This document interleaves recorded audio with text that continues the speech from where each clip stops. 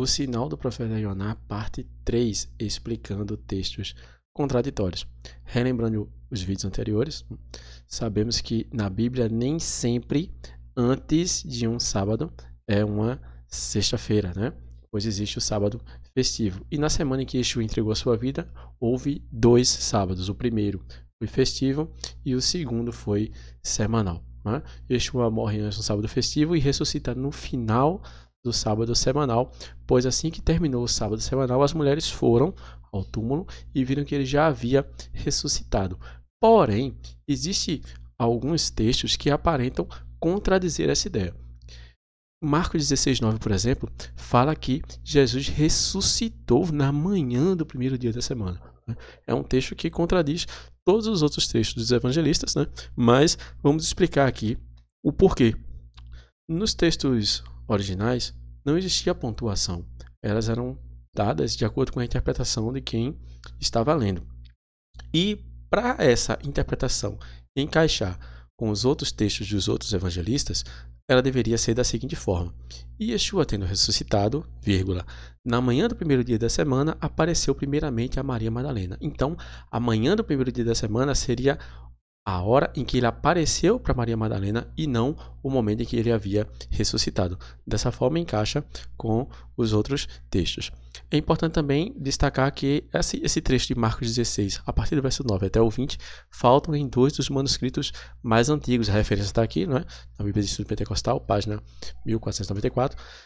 Tem também outro texto de Marcos, capítulo 16, versículo 2, que fala sobre nascer do sol, né? Que as mulheres foram ao sepulcro no nascer do sol. Isso contradiz totalmente os relatos pelos outros evangelistas. O Novo Testamento judaico, por exemplo, traduz esse mesmo texto como pôr do sol, que ficaria adequado aos outros textos. Né?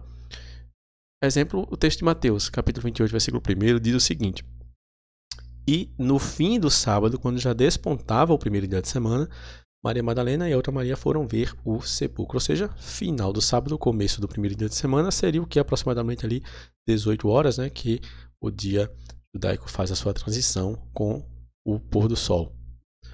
E isso fica em plena harmonia com os outros evangelistas. Por exemplo, Lucas, capítulo 24, versículo 1, fala que era muito madrugada, ou seja, muito cedo, no início do dia judaico. Né? João, capítulo 20, versículo 1, fala que ainda era escuro. E se você acha que é impossível ter esses erros de copistas nas escrituras, veja um erro assim que é indiscutível. Né? Lá em Mateus, capítulo 23, versículo 35, quando está escrito que o Zacarias que foi morto entre o templo e o altar foi o Zacarias, filho de Baraquias. Né?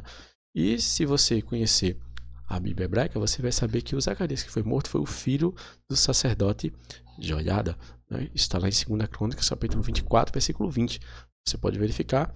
Né? Aqui o texto do versículo posterior, né, versículo 21, fala: e eles conspiraram contra ele e o apedrejaram por mandado do rei no pátio da casa do Eterno, né? Então eu acredito que quando Yeshua falou esse texto, ele falou sem esse aposto, né? Sem esse filho de Baraquias, falou apenas até o sangue de Zacarias que matasse entre o santuário e o altar. Mas o copista, para dar um ar mais judaico, talvez, né, deixar o texto mais bonito, resolveu enfeitar e colocou que ele era filho da pessoa errada, né? Colocou o Zacarias que ele conhecia, que era o Zacarias que escreveu o livro do profeta, né?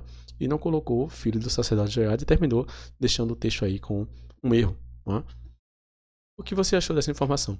Se você achou interessante, você compartilha, né, com quem você acha que pode ser útil. Se você acredita que eu errei em algum ponto, escreve aqui nos comentários sua fundamentação para me ajudar. Aqui estão as minhas redes sociais. Você pode escolher a que for mais confortável para você. E até o próximo vídeo.